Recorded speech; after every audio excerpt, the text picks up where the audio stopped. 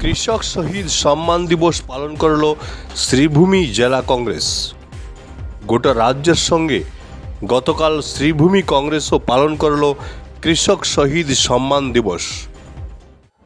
1894 সালের 28 জানুয়ারি বর্তমান দরং জেলার পাথারুঘাটে গড়ে ওঠা কৃষক আন্দোলনের সময় তৎকালীন ব্রিটিশ সরকারের গুলিতে শহীদ 140 কৃষকদের স্মরণ করল সীমান্ত জেলা শ্রীভূমি জেলা কংগ্রেস।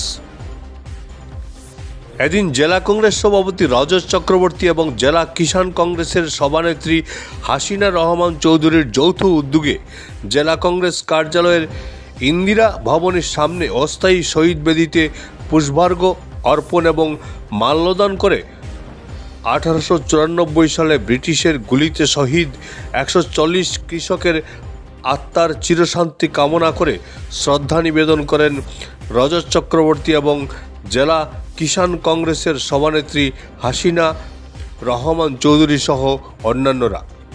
পরে জেলা কংগ্রেস কার্যালয়ে এক সভা অনুষ্ঠিত হয়।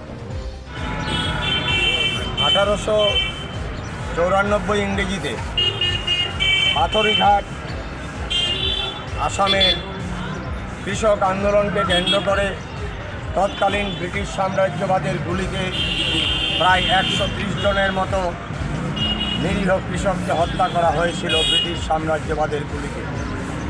সেই দিন থেকে সমগ্র আসাম রাজ্যে এই 28 ডিসেম্বর শহীদ দিবস হিসাবে পালন করে আসছি আমরা ভারতীয় জাতীয় কংগ্রেসের পক্ষ থেকে। এবং আজকেও এই 1894 ইংরেজির 28 জানুয়ারি এই হত্যাকাণ্ডের ফলে যে 130 জন নিরীহ কৃষককে হত্যা করা হয়েছিল তার জন্য সমগ্র রাজ্যে আজকে এই দিনটি শহীদ দিবস হিসাবে পালন করা হচ্ছে। আমাদের রাজ্যের দলীয় সভাপতি আসাম প্রদেশ কংগ্রেস কমিটির সভাপতি ভূপেন কুমার বরা এবং কংগ্রেসের সর্বস্তরের নেতৃবৃন্দ আজকে আসাম রাজ্যের প্রত্যেকটি জেলায় কৃষক আন্দোলনের এই যারা পুরোধা নেতা ছিলেন, যাদের রক্তের বিনিময়ে আজকেও ব্রিটিশ সাম্রাজ্যবাদ যে অত্যাচার করে গুলির বিনিময়ে 130 জনকে হত্যা করেছিল তার জন্য আজকে রাজ্যে আমরা শহীদ দিবস পালন করছি।